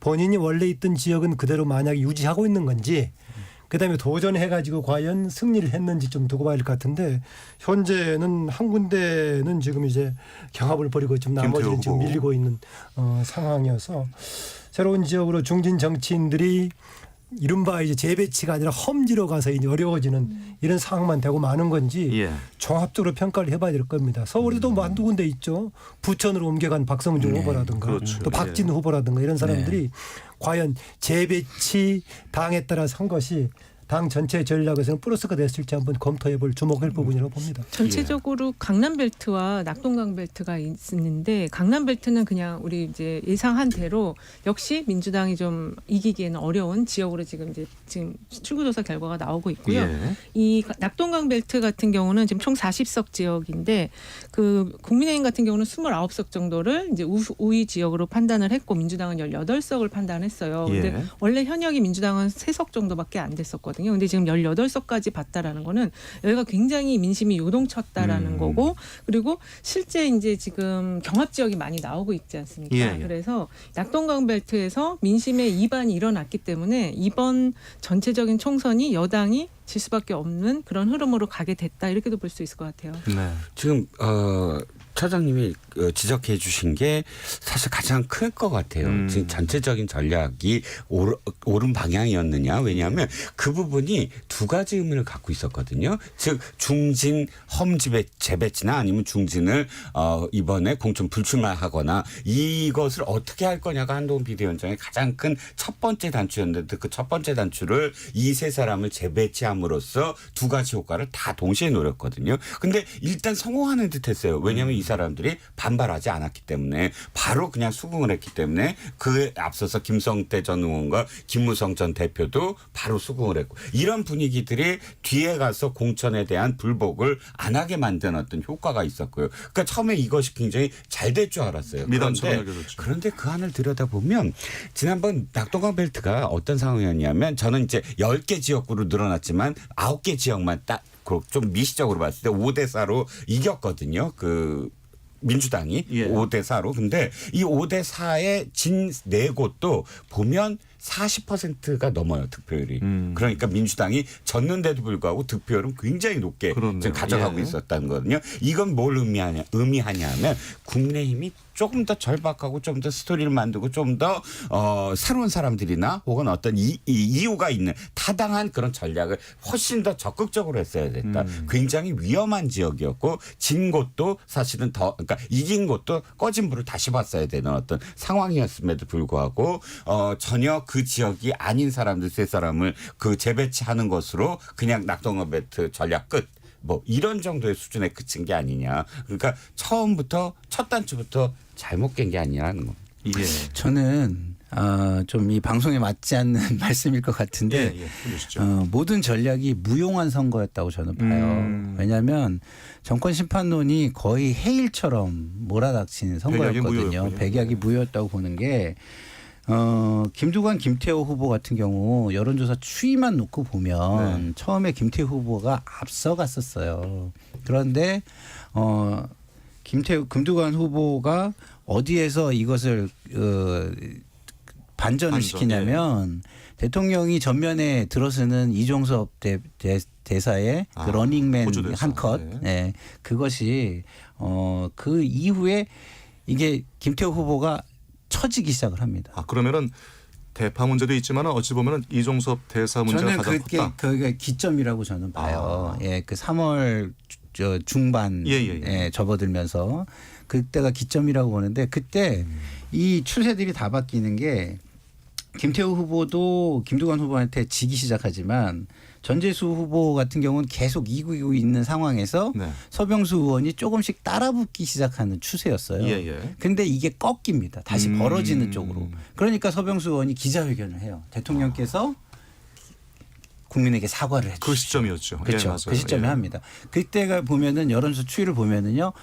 조금씩 따라 붙다가 다시 정체되고 약간 하향으로 꺾이는 그런 추세를 보이거든요. 그렇게 한번 꺾이면 또 회복하기 힘들잖아요. 그렇죠. 그렇기 때문에 전반적으로 이거는 공천 잡음으로 민주당의 승기를 잡은 국민의힘이었는데 대통령이 전반에 등장하면서 그다음부터는 정권 심판론이 너무 거세게 작용했다. 저는 좀 이렇게 보는 입장입니다. 네. 같은 얘기가 되겠는데 백약이 무효가 아니라 병을 스스로 만든 거죠. 스스로 병을 만들었다. 병을 만드는 3중으로 지금 얘기했다시피 이종섭 대사 문제라든가 사실 그 의대 정원 밀어붙이는 것도 마찬가지였어요. 아까 앞서 대파 얘기했습니다마는 저는 상식으로 봤을 때 대파 문제 대통령이 875원 실수할 수 있고 잘 모를 수도 있어요. 그렇죠. 문제가 제기되면 그걸 가지고 설명하고 이렇게 실수했다 해야 되는데 지금까지도 대통령실에서 말한 게 없어요. 관련 당 쪽에서 일부 사람들이 만들어 가지고 엉뚱한 답변에 키우고만 있을 뿐이지 관련 얘기를 이전에 다른 문제도 보고요. 올해 아마 그게 2월 7일인가요? 대통령 신년 회견. 그 무렵도 명품 백 문제 터졌을 때였었죠.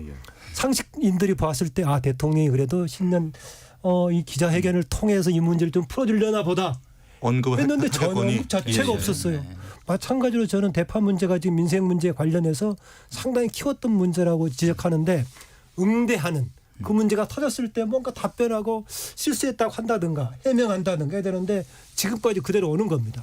마찬가지로 의대 정원 문제도 대통령이 그런 생각을 했다가 상황을 보니까 아니다라면 뭘 해야 되는데 계속 밀어붙인 겁니다.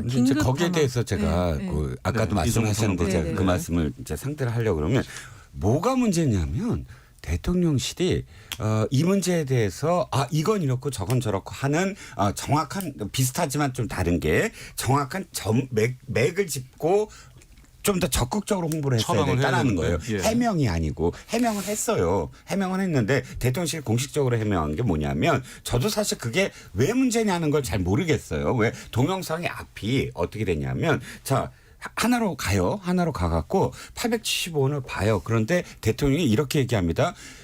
이게 여기만 이러면 어떡하느냐라고 얘기를 해요. 그랬더니 거기서 이게 지금 현재는 이렇게 그 할인을 받고 저렇게 할인을 받아서 여긴 이런데 이것을 정부가 지원 이미 했고 해서 다른 곳에서도 점차 내려갈 겁니다라고 합니다. 그러니까 그게 합리적이지가 이 순서가 그렇게 돼요. 그런데 이걸 잘라서 875원 들고 이게 합리적이지 해버리면 대통령이 팍 대박값을 모르는 게 되잖아요. 그렇죠. 그 동영상에 분명히 어떻게 있냐면 여기만 이러면 안 된다라는 대목이 분명히 있어요.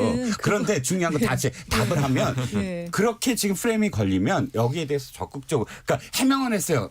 동영상 다 얘기하면서 대통령실에 앞에 이런 말이 있었고 뒤에 이런 말이 있었고 또 하나로마트가 다른 6개 지역 그러니까 양재점 말고도 6개 지역에서 동시에 875원이었고 또 그 이후에 보면 1,600원대의 하나로마트의 가격들 이런 거 제시하면서 해명을 했어요. 하지만 이게 어떤 거냐면 KBS의 그 거짓말 하나가 트럭 10대가 와서 설명을 하는데 설명을 할 필요는 없고요. 일단은 기본적으로 파 한 단 살려면은 마트 가면 3-4천 원이에요. 기본적으로. 당시에 마트에 1,600원이었다니까요. 아니 기본 평균적으로. 그러니까 그거 해명하실 필요는 없고. 지금 그거 다시 복귀할 필요 없습니다. 있을 것 같고요. 경제나 예. 이런 쪽에서 분명히 이걸 올려야 되는데 이걸 어떻게 맞춰놓은 거죠. 그러니까 나중에는 물가 조장 얘기까지 나왔고 예, 예. 사실 그것보다 더 중요한 건 사실 이게 이제 순서적으로 볼 때는 의대 정원 문제와 관련해서 대통령이 일요일 날 갑자기 긴급 담화를 10시 반에 얘기를 했어요. 대통령실에서. 예. 그리고 긴급 담화했을 때 의사들과 대화하려고 담화를 하기 때문에 이렇게 밤늦게 갑자기 이거를 한다고 했겠구나 생각했는데 예. 안 바꿨어요. 그냥 2,000명 음. 그대로 간다.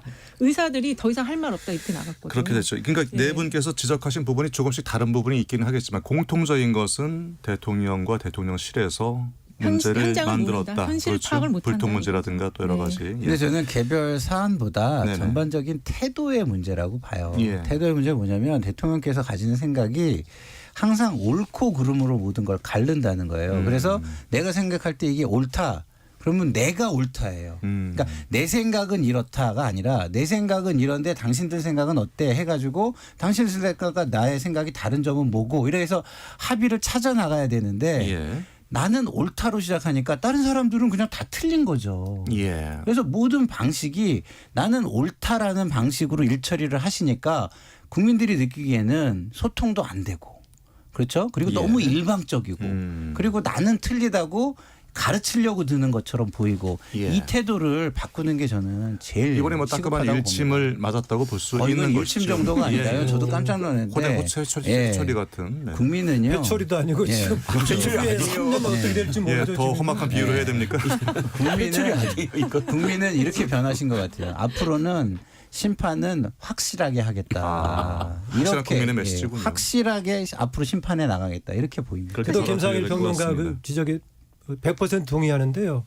저는 검찰 독재라는 말 자체 용어에는 동의하지 않지만 대통령의 리더십이 정치적으로 국민을 대표하는 그런 대리더십이 아니라 검찰 리더십 같은 느낌을 많이 준단 말이죠. 네. 지금 하고 있는 것이 과연 뭐 민주당이 주장하다시피 하듯이 검찰 독재라는 용어에 대해서는 적절하다 이렇게 생각지는 않는데 예. 대통령이 지금 발휘하고 있는 것이 정말 대통령으로서의 리더십인가 검찰 리더십하고는 분명 달라야 된다라는 것을 검찰총장의 마인드가 이어지고 있는 게 그것하고 아닌가. 좀 지적을 하고 싶습니다. 알겠습니다. 일단은 예. 인구 구성비로 보면 6070 세대가 2030 세대보다 지금 훨씬 더 많아요. 많죠. 예, 예. 그런데도 불구하고 이런 지금 결과가 나왔다라고 한다면 원래 6070 세대가 대통령 지지율에서 가장 핵심 지지층이었거든요. 예, 예. 이분들이 투표를 안 한 거예요. 아. 예, 이분들이 대통령의 이런 것들을 회초리를 들긴 들었는데 투표에서 혼내주기는 정말 좀 꺼림직하니까 안 나가신 거거든요. 아. 그러니까 이게 왜 이런 상황까지 왔는지는 대통령이 이번 결과 이후에 뭔가 대국민 담화가 있어야 되고 어제 같은 경우는 여사님이 투표했냐 안 했냐 이것까지 문제가 됐어요. 예, 이런 예. 적이 없었거든요. 어쨌든 적극 지지층에서도 이번에는 좀 방임하면서 네. 좀 손을 놔버렸다. 그렇죠. 이렇게 그건이 해석하시는 아마 거예요. 나중에 지표로 확인할 수 있을 겁니다. 그렇습니다. 나오면. 예. 예. 다음 얘기로 좀 넘어가서 자, 호남은 뭐 워낙에 예측대로 지금 더불어민주당의 독주가 계속되고 있는데 한 가지 좀 주목했던 부분이 아무래도 새로운 미래 이낙연 후보의 선전 문제 얼마나 좀 높일 수 있을까 아니었습니까? 근데 상당히 민영대 후보랑 격차가 많이 벌어져 있어서요. 어떻게 생각하십니까? 이낙연 대표, 이낙연 후보의 앞으로의 정치적인 그 입지랄까요? 네. 저는 기본적으로는 굉장히 어려우실 거라고 봐요. 예. 이번에 너무 많은 걸 이루셨어요. 네네.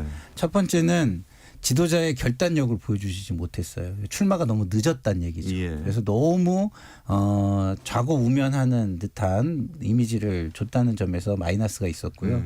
또 하나는 소위 말하는 이낙연계 이삭죽기를 실패하셨어요. 그랬죠. 예. 그러면은 그 국민들이 볼 때는 또 포용성의 의구심을 찍게 됩니다. 예, 다 리더십 문제죠. 예, 리더십의 문제가 되는 거죠. 그래서 그런 부분들이 이번에 굉장히 큰 의구심으로 작용을 했기 때문에 그리고 사실은 뭐 모르겠습니다만 뭐 정치를 굉장히 처음 하시는 게 아니라 오래 해오셨잖아요. 예. 그러니까 떠오르기보다 한번 꺾인 거를 다시 떠오르게 하기가 더 어렵다고 좀 전에 예. 저기 앵커님도 말씀하셨지만 저는 그런 차원에서 앞으로의 정치가 그리 쉽지는 않으실 것 같다. 반면에 이준석 대표는 똑같은 입장이지만 젊고 아직까지는 시간이 있기 때문에 앞으로 어떤 계기를 잡아서 한 번 더 기회를 가질 수는 있다. 뭐 저는 이렇게 봅니다. 그리고 뭐 지지율 지금 뭐 득표율 차이도 크게 나지 않는 네. 상황이고 말이죠. 네. 예. 개혁신당의 가장 큰 문제가 뭐냐면 새로운 미래죠. 가장 큰 문제는 뭐냐면 깃발이 선명하지 않았다는 거예요. 처음부터. 이를테면 진짜 민주당 가짜 민주당을 하려면 처음부터 사실은 그렇게 가고 전체적으로 광주를 비롯한 호남에서 어떻게 할 것인가가 나오고 그래서 소수 정당으로서의 어떤 플랜이 나왔어야 되는데 예. 똑같은 얘기지만 너무 이낙연 대표가 세를 불리려다 보니까 여기 손잡아야 되고 저기 손잡아야 되고 이런 우물쭈물하는 모습이 너무 오래 지속이 됐어요. 그러다 보니까 자신의 정치적 역량이 다 노출이 돼버렸다.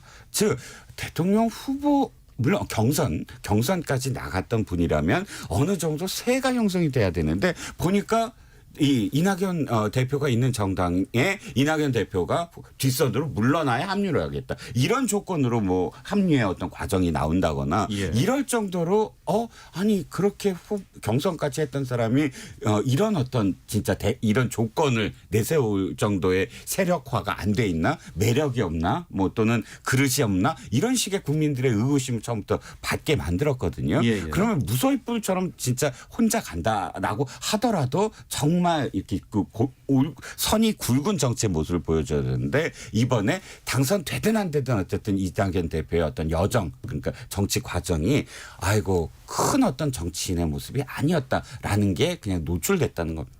근데 제가 말씀을 드리면 그 스스로와 관련된 변수는 그거예요. 근데 이낙연 대표 스스로의 변수가 아니라 외생 변수를 얘기하면은요.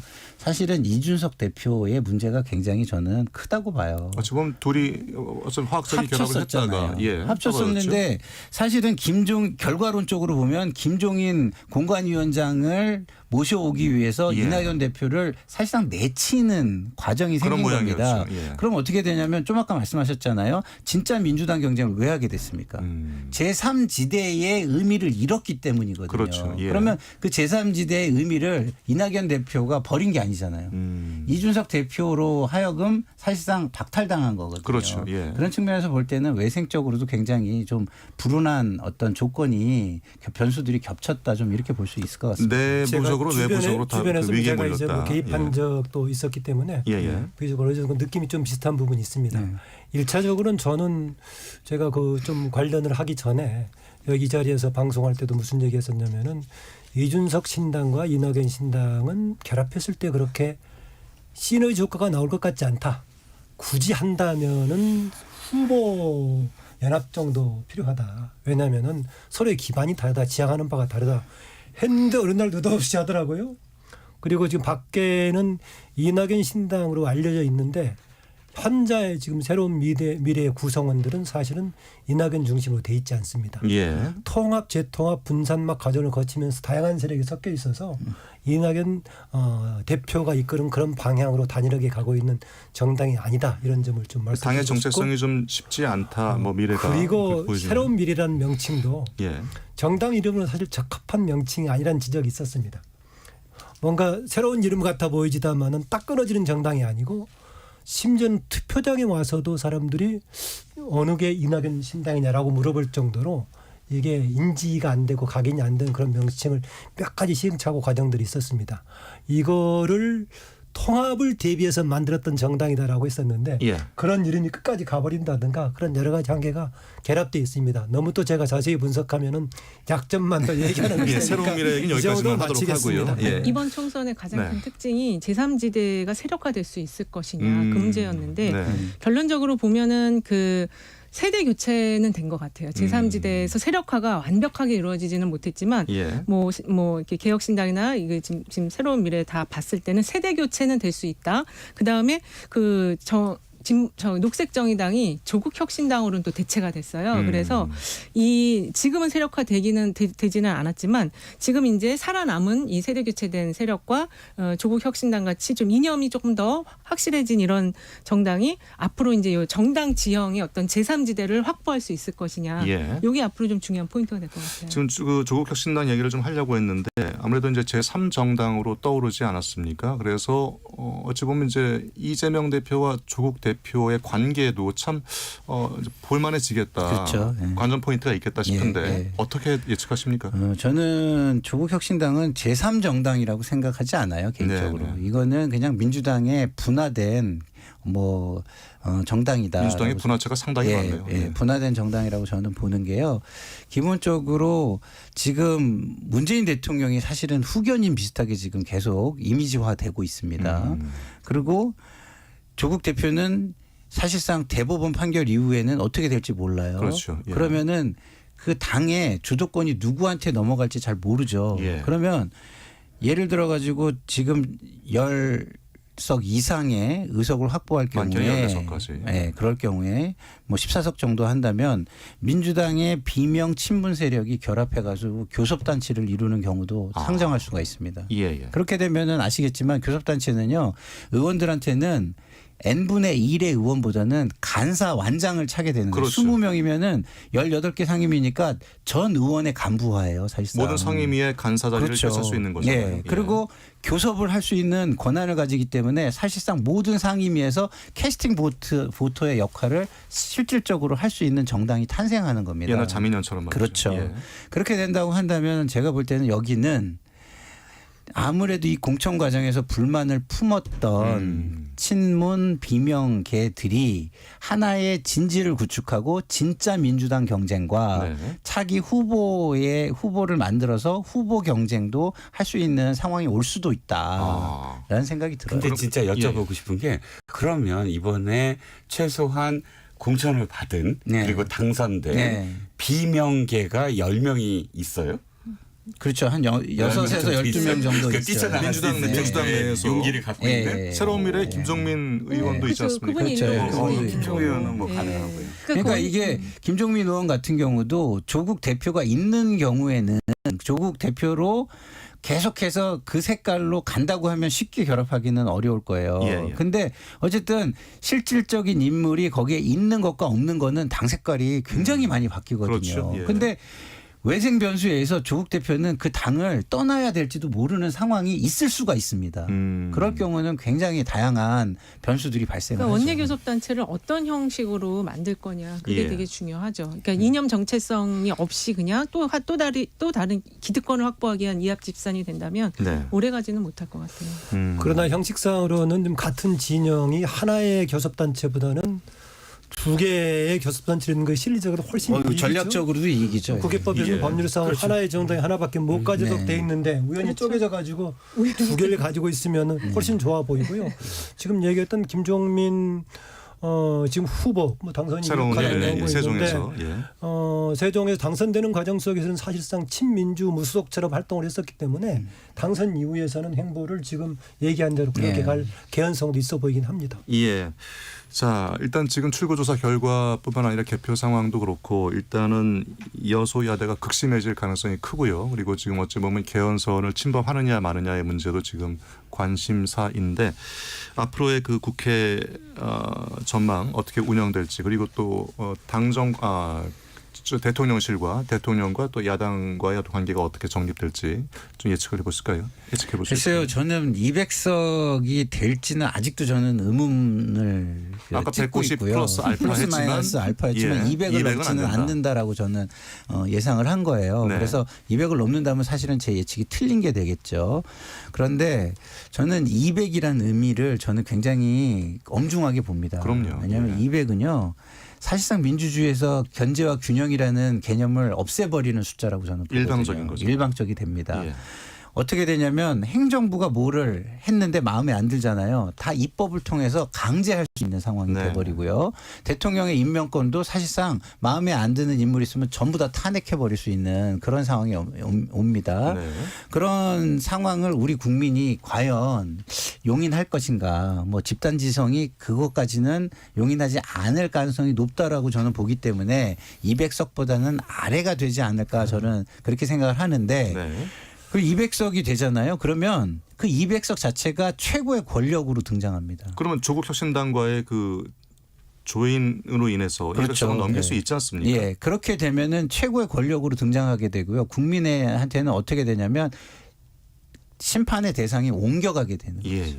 이제 시각이 정권이 가장 큰 책임이 있는 집단이 아니라 범야권이 우리 삶에 가장 책임 있는 집단이 돼버릴 수가 있어요. 민생의 책임자가 대통령에서 이제 어쩌면 거대 야당으로 바뀔 수 있다는 거죠. 범야로 바뀔 수 있다라는 부분이 있고요. 그러나 제가 볼 때 180석을 좀 넘기는 정도의 수준이라면 사실상 국회를 주도하면서 탄핵이나 이런 것들은 사실상 여당 쪽에 어느 정도 동의, 지난번 박근혜 대통령 탄핵 때처럼 동의를 얻어서뿐이 할 수 없는 상황이 돼요. 그렇죠. 그러면은 국민의힘이 맞는다면. 그러면 국민의힘이 국민의 눈치를 보고 이건 아니다라고 할 때 분화가 일어날 수 있는 가능성이 오히려 180석에서 저는 더 강하게 작동한다고 보거든요. 예. 그래서 200석이 넘으면은 사실상 국회가 뭐 하나하나를 할 때 굉장히 조심해서 행동을 해야 될 것이다. 물론 180석도 그렇습니다만 그런 생각이 들고요. 180석 이상이 된다고 한다면 저는 여기서는 제가 볼 때는 이재명 대표 쪽에서 오히려 협치를 주장하고 나올 가능성도 굉장히 높다고 봐요. 대통령에게 손을 내밀고 입장도 바뀔 수밖에 없겠죠. 그렇죠. 손을 내밀고 나오고 주도권을 오히려 좀 약간 다른 방향에서 접근해서 가져가려고 하는. 왜냐하면 그렇지 않으면 지금 민주당에도 문제가 되게 많잖아요. 그렇죠. 심판을 해야 될 문제들이 되게 많거든요. 그런데 국민들은 사실상 우선 심판 대상을 먼저 심판한 거라고 보는 게 맞기 우선순위의 때문에. 문제지 심판이 면제된 것은 아니다. 그렇죠. 예. 그 지금 야당이 3분의 2 지금 내외가 지금 될 개연성이 있는 것은 지금 초유의 상황인데요. 예.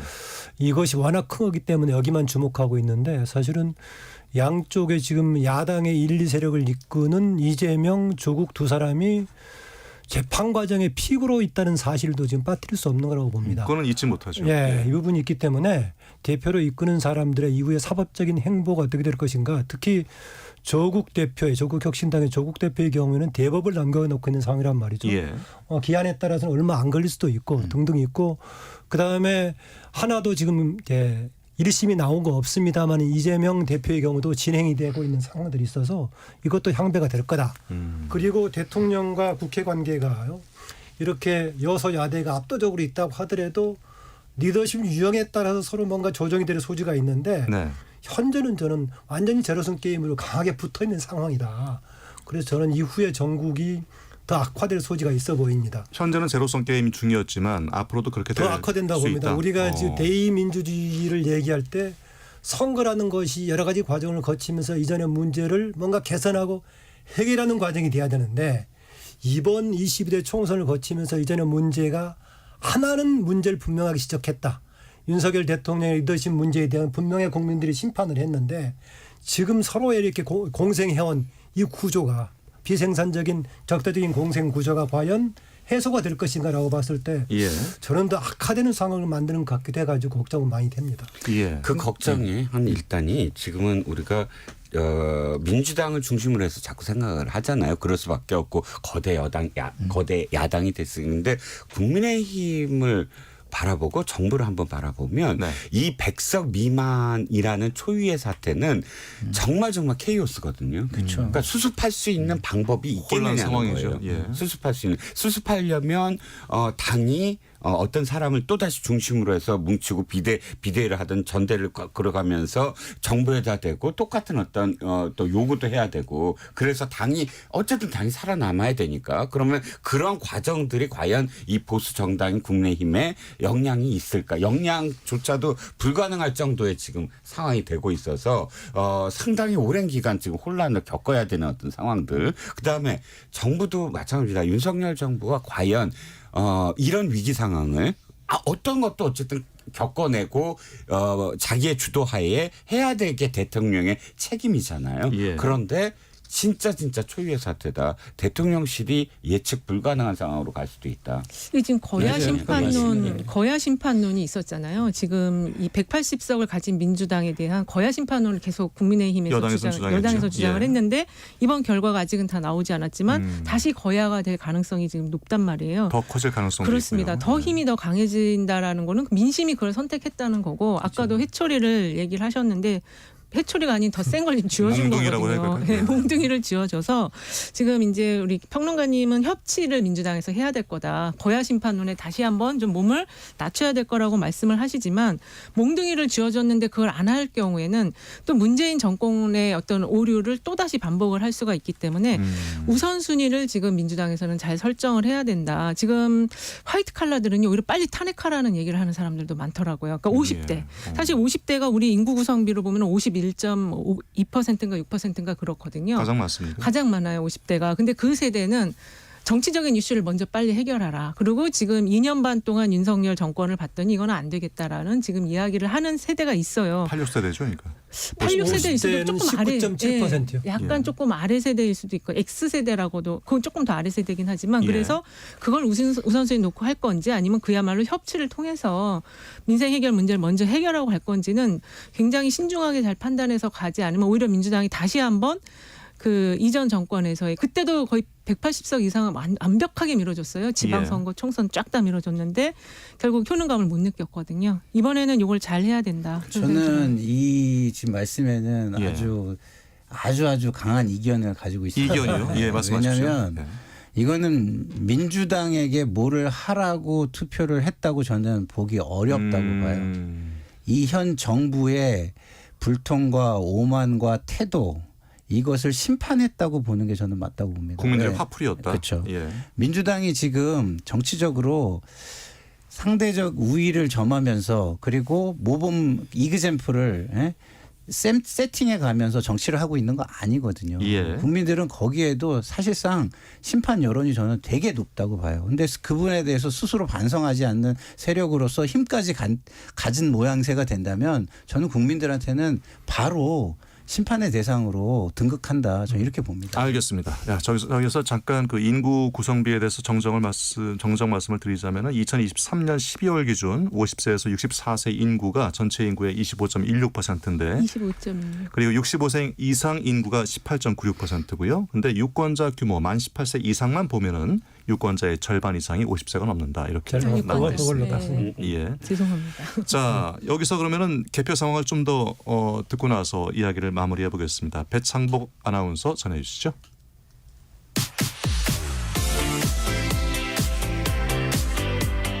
네, 이 시각 승부처 개표 상황 전해드리겠습니다. 먼저 경기 의정부 을 3.5% 개표가 이루어졌습니다. 국민의힘 이형섭 후보 득표율 50%, 더불어민주당 이재강 후보 50% 동률을 기록하고 있습니다. 충남 논산 계룡 금산입니다. 개표율 14.1%, 더불어민주당 황명선 후보 49%, 국민의힘 박성규 후보 49%로 동률을 기록하고 있습니다. 충북 청주 서원입니다. 개표율 3.5% 이루어졌습니다. 국민의힘 김진모 후보 50.1%, 더불어민주당 이광희 후보 49.9%로 김진모 후보가 1위를 달리고 있습니다. 제주 서귀포 지역입니다. 개표율 28.7%, 더불어민주당 위성곤 후보 50.2%, 국민의힘 고기철 후보 49.8%로 위성곤 후보가 1위를 기록하고 있습니다. 경기 부천병 지역입니다. 15.2% 개표율 이루어졌습니다. 더불어민주당 이건태 후보 46.4%, 국민의힘 하종대 후보 46%로 더불어민주당 이건태 후보가 1위를 기록하고 있습니다. 서울 용산입니다. 12.5%의 개표가 이루어졌습니다. 국민의힘 권영세 후보 49.7%, 더불어민주당 강태웅 후보 49.2%로 국민의힘 권영세 후보가 1위를 달리고 있습니다. 부산 사상입니다. 1.7%의 개표가 이루어졌습니다. 더불어민주당 배재정 후보 50.3%, 국민의힘 김대식 후보 49.7%로 배재정 후보가 1위를 달리고 있습니다.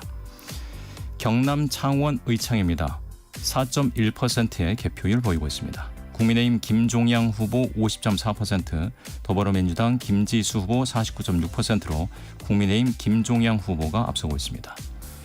경기 고양병입니다. 개표율 6.7%, 더불어민주당 이기헌 후보 50.4%, 국민의힘 김종혁 후보 49.6%로 이기헌 후보가 1위를 기록하고 있습니다.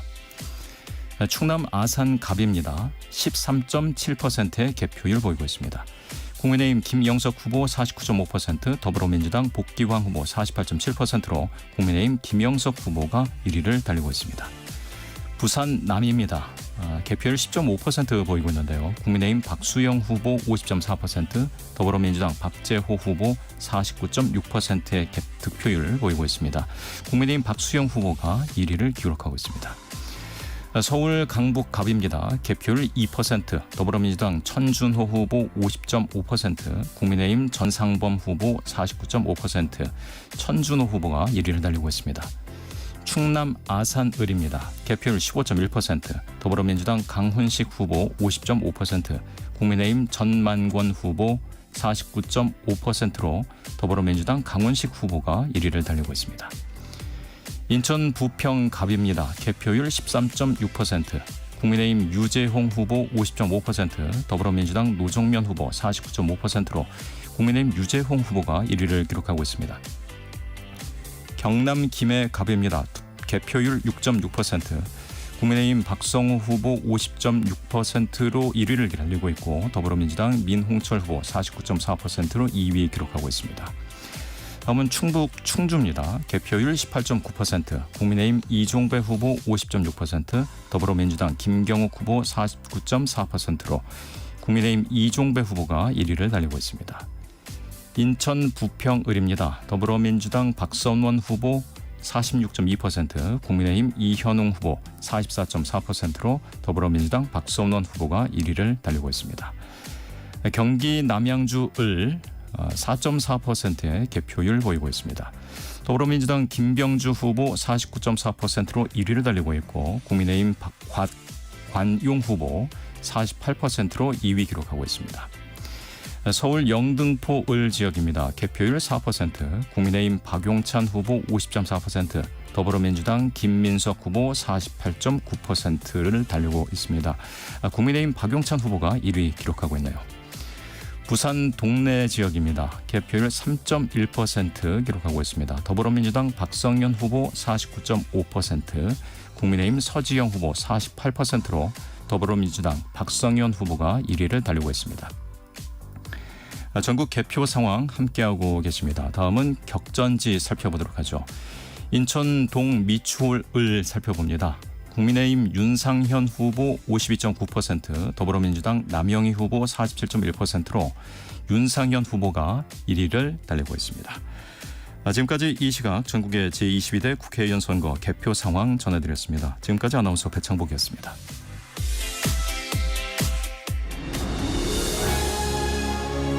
당신의 한 표가 우리의 삶을 바꿉니다. 여러분께서는 지금 KBS 1라디오 개표 방송 내 삶을 바꾸는 선택 2024 총선과 함께하고 계십니다. 네, 내 삶을 바꾸는 선택 2024 총선 개표 방송 2부 네 분의 전문가와 함께하고 있습니다. 배창복 아나운서가 개표 상황 전해드렸고요. 이제 슬슬 마무리 해볼 시간인데 지금 뭐 개표가 좀 정확히 윤곽이 드러나려면은 접전 지역 같은 경우는 새벽 시간 넘어가야겠죠. 몇 시쯤 윤곽이 드러날까요? 3시 얘기하시더라고요. 새벽 3시쯤. 수개표 때문에. 수개표로 진행하니까 평소보다 좀 늦게. 한 2-3시간 정도 늦어진다고 합니다. 예. 그 어느 때보다 높았던 지금 투표율 어찌 보면 지금 32년 만에 최고의 투표율이라고 하더라고요. 67% 기록했으니까 그만큼 국민들의 참여와 관심은 높았고 그리고 그 출구조사 결과는 상당히 일방적으로 나와서 또 한 번 많은 사람들을 좀 놀라게 하고 있습니다. 이 점에 대해서 이 전문가들이 분석을 해 주셨는데 어찌 보면 국민들의 준엄한 이야기 아니겠습니까? 그렇죠. 예, 이야기.